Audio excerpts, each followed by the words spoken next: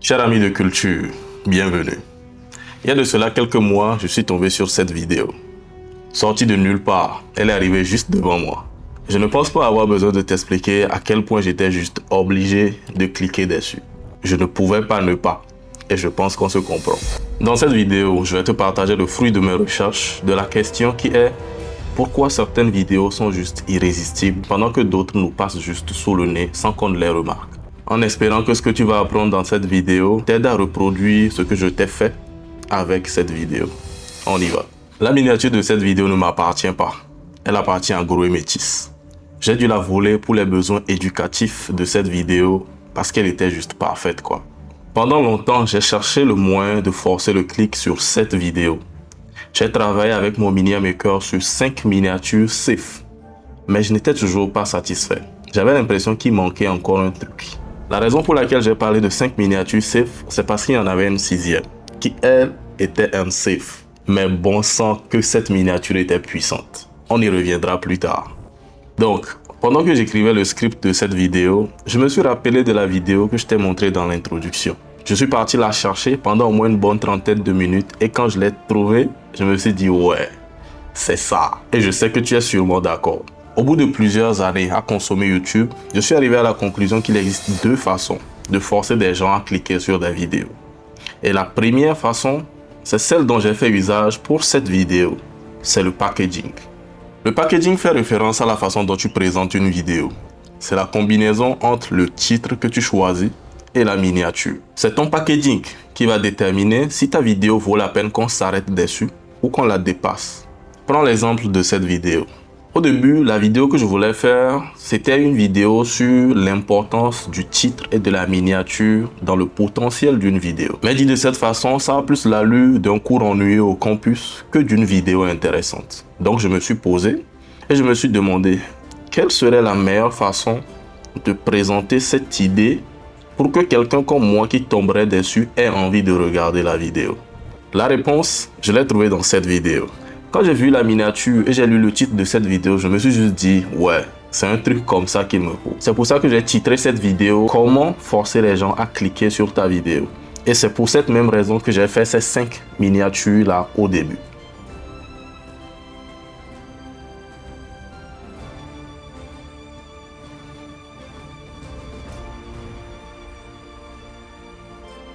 Mais je ne savais pas que ce que j'allais découvrir quelques jours plus tard allait complètement changer mes plans. Un matin, pendant que j'étais en train de travailler sur mon boulot et que je faisais des recherches sur YouTube, je suis tombé sur cette vidéo. Ouais, c'est bien ce que tu penses. J'ai cliqué immédiatement. Quand j'ai vu la vidéo, dans ma tête, c'est juste parti en couille. J'ai commencé par me demander, qu'est-ce que c'est que ça? Qu'est-ce que ce truc fou là? Est-ce que c'est vraiment ce que je pense? J'ai besoin de savoir. Et j'ai cliqué sur la vidéo. Malheureusement ou heureusement, il n'y avait rien sur la vidéo. Mais bon sang que cette miniature était puissante. La vidéo a fait 1 million de vues en moins de 24 heures. Et quand j'ai regardé les commentaires, tout le monde criait qu'ils sont là à cause de cette miniature. Que la puissance de cette miniature les a amenés ici. Je regrette sincèrement de ne pas avoir enregistré ce qu'il y avait dans cette vidéo pour te montrer. Mais continue. Après être tombé sur cette vidéo, une idée folle m'est venue. L'idée de la 6e miniature unsafe. On a produit ça.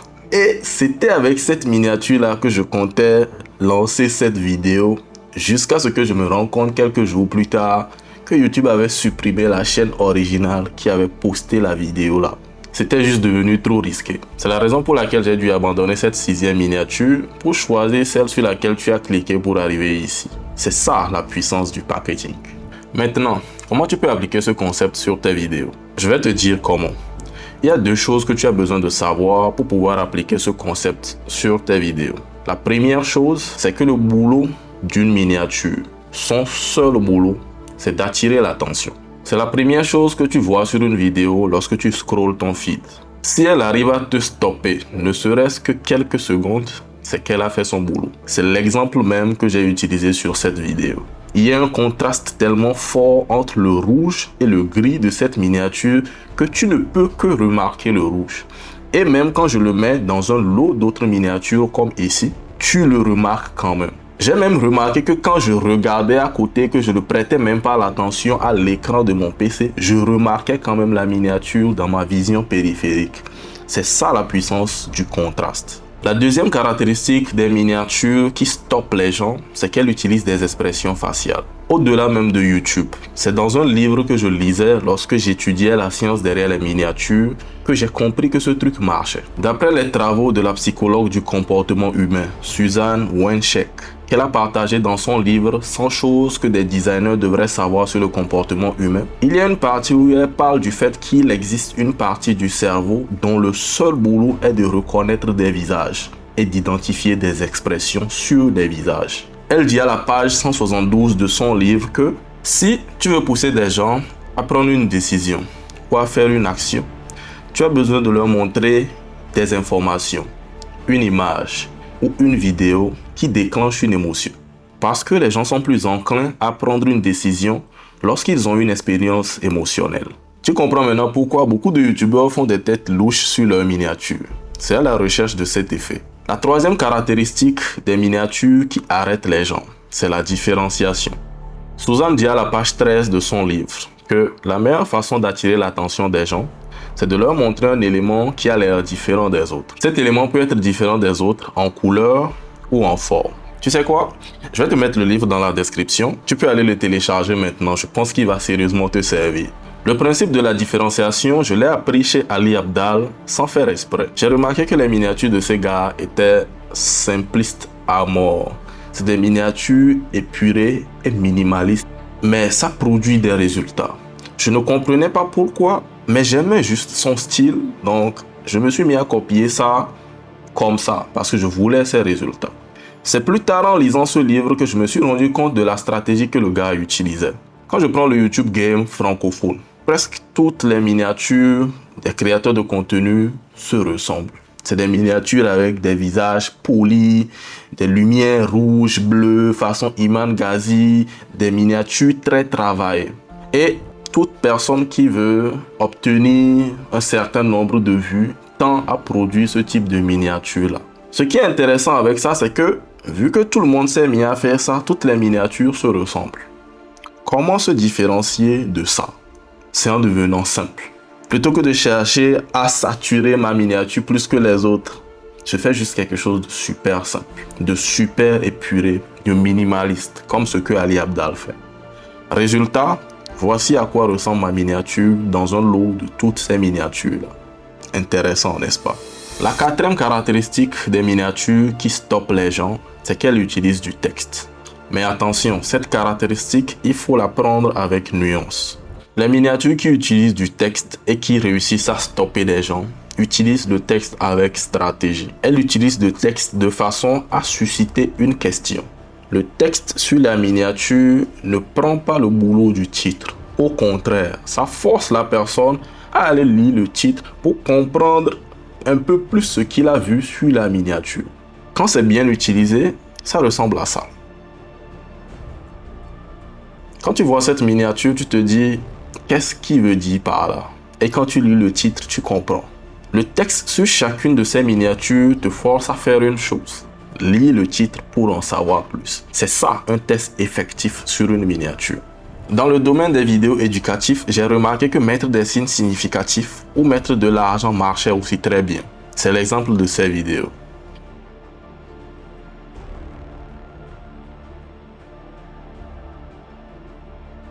Ok, là je pense avoir suffisamment couvert les miniatures. On passe à la seconde chose qui permet de maximiser la puissance du packaging. Et c'est le titre. Le seul boulot d'un titre, c'est d'attiser une envie de savoir. Les meilleures vidéos des top créateurs que j'ai suivis et que j'ai étudiées, quand j'ai lu leur titre, ça a déclenché des questions particulières dans ma tête. Qu'est-ce que c'est que ça encore? C'est quoi ça? Je veux en savoir plus. J'ai besoin de savoir. J'ai envie de savoir. Quand tu écris un titre et ça te fait cet effet-là, c'est que le titre a fait son boulot. J'ai vraiment cherché une meilleure façon de t'expliquer ce concept, mais la meilleure façon que j'ai trouvée, c'est le feeling personnel. Quand tu lis un titre et ça te fait cet effet, tu vas ressentir une sorte d'excitation. C'est comme si ça te gratte dans la tête. Tu as envie de savoir. Et la seule façon pour toi de savoir, c'est de cliquer sur cette vidéo. Quand ton titre arrive à te faire cet effet, c'est que tu l'as bien écrit. Maintenant, comment appliquer ça concrètement à tes vidéos? Je ne peux pas te donner une formule exacte pour écrire des titres de ce genre. Parce que quand moi-même j'ai essayé de systématiser ça, je me suis rendu compte que je m'enfermais dans une bulle qui m'empêchait d'être créatif. La solution que j'ai trouvée, c'est de faire confiance à mes émotions et de compter sur certains principes fondamentaux dont je vais te parler maintenant. Le premier principe, il s'applique particulièrement aux vidéos de type business, éducative et tout ce qui va dans cette direction. C'est que l'argent attise du désir. Quand je vois une somme dans un titre de vidéo, ça me déclenche un truc dans la tête. Surtout si la somme qui est mentionnée est une somme que je désire. J'ai envie d'en savoir plus. Ensuite, quand cet argent est associé à un texte qui illustre de la rapidité ou de la facilité ou des fois de la gratuité, ça renforce encore plus ce désir. Là, mon cerveau passe de « j'ai envie de savoir » à « il faut que je clique sur ce truc ». Parce que comme tout être humain existant sur cette terre, je veux gagner de l'argent rapidement, facilement et dans le meilleur des cas, gratuitement. C'est commun à nous tous. Quand j'ai fait l'exercice de transporter ce concept dans d'autres domaines éducatifs, je me suis rendu compte que l'effet restait le même. Pour une vidéo sur la productivité par exemple, un exemple de titre et de miniature qui me ferait cliquer serait quelque chose comme « Sur la miniature, on écrit quelque chose comme « Donne-moi 5 minutes ». Et le titre de la vidéo serait quelque chose comme « Et je t'apprends à faire en 1 heure ce que les autres font en 24 ». Quand tu vois la miniature, tu es obligé de lire le titre pour comprendre pourquoi tu dois me donner 5 minutes. Et quand tu lis le titre, si tu es quelqu'un qui a envie d'être plus productif, tu vas avoir envie de cliquer sur cette vidéo. Moi, je cliquerai sur cette vidéo. Le deuxième principe fondamental des titres qui donnent envie de cliquer, ce sont des questions. Des titres qui sont formulés sous forme de questions ne laissent pas d'autre choix au cerveau que de vouloir la réponse. On déteste des choses incomplètes. Lorsque tu utilises bien ce principe fondamental-là, quelqu'un qui lit ton titre et est intéressé par ce dont tu essaies de parler, va vouloir cliquer sur ta vidéo pour avoir la réponse à cette question. Son cerveau va le torturer pour ça. C'est ce principe que Veritasium utilise pour produire des vidéos qui font ses vues. Le troisième principe fondamental, c'est être obscur. Ce principe, c'est plus simple de te l'expliquer avec cette vidéo. Lorsque cette vidéo est apparue dans mon feed, j'ai juste vu une miniature avec un gros point. Et puis je me suis dit, c'est quoi ça? Ça m'a forcé à lire le titre. Et le titre disait, comme tu peux le voir, ce n'est pas de l'e-sport, c'est la FGC. Je ne connais rien à ce truc. J'ai une idée de c'est quoi l'e-sport, mais c'est quoi la FGC? Le titre et la miniature ne m'ont donné aucune information claire sur ce dont la vidéo parle. Mais au même moment, je ne peux juste plus partir comme ça. C'est quoi ça? Je vais juste regarder au moins juste quelques secondes pour savoir c'est quoi. Et une fois que j'ai su, je vais partir. Quand j'ai cliqué sur cette vidéo fait 1 heure et quelques. J'ai regardé la vidéo jusqu'à la fin parce que c'était juste bon. Ce concept est originaire des films et des séries. Les titres des films n'expliquent pas ce qu'il y aura dans le film. Mais quand tu lis ça et tu vois l'affiche du film, quand c'est bien fait, tu as envie de regarder le film. C'est la même chose. Le quatrième principe fondamental des titres qui donnent envie de cliquer, c'est des listes. Aussi simple que ça. Lorsque j'ai pris des vidéos des youtubeurs business, des meilleurs que je connaisse, et j'ai classé ça par popularité, chez chaque youtubeur, les meilleures vidéos qu'ils ont faites sont des vidéos de type liste. C'est ça que tu peux voir ici. Je n'ai pas d'explication scientifique sur le pourquoi des listes nous plaisent autant en tant que personne. Je peux juste observer et remarquer que ça marche. Peut-être que plus tard, je pourrais t'apporter une explication. Mais au jour d'aujourd'hui, je ne sais pas pourquoi ça marche. Je pense donc qu'on peut passer à la deuxième façon de forcer le clic. C'est une méthode très simple, très courte à expliquer, mais super efficace. Et ça s'appelle la réputation. Au fil de mes recherches, je me suis rendu compte que la réputation, c'est le moyen passif le plus puissant pour forcer des gens à cliquer sur des vidéos. C'est la raison pour laquelle tu vas voir la majorité des gros youtubeurs mettre toujours leur tête sur leur miniature. Je vais t'expliquer pourquoi ils font ça. Pour faire cette vidéo, j'ai voulu faire une expérience. J'ai demandé à mon petit frère de prendre son portable et de circuler dans son feed YouTube et de me dire les vidéos qu'il regarderait bien. Sur 10 vidéos qu'il a choisies, 7 vidéos sur les 10 étaient faites par des gens qu'il connaissait déjà. Et quand je lui ai demandé pourquoi il a choisi ces vidéos-là, il m'a répondu « Je connais ces gars, je sais qu'ils font des vidéos intéressantes. » C'est tout. Je lui ai demandé si le sujet des vidéos abordées l'intéressait particulièrement. Et des fois, il disait juste non, qu'il ne sait même pas de quoi la vidéo va parler. Mais au vu de la personne qui a fait la vidéo, il sait que ça va être intéressant. Tu sais, le temps que nous tous nous passons sur YouTube est limité. Et on est nous-mêmes conscients que c'est limité. Donc quand on arrive, on n'a pas envie de risquer ce temps. Si on peut le passer sur une vidéo qu'on sait de base que ça va nous mettre bien, on va choisir une vidéo qu'on sait qui va nous mettre bien. Et le meilleur moyen de faire ça, c'est juste de regarder la vidéo de quelqu'un qu'on sait qui nous met déjà bien. C'est ça, la puissance de la réputation. Les créateurs de contenu qui ont compris ça, maximisent toujours ce qu'ils disent et font dans leurs vidéos, de façon à ce que toute personne qui regarde leurs vidéos les classe dans leur tête comme le type de personne qu'il aimait bien.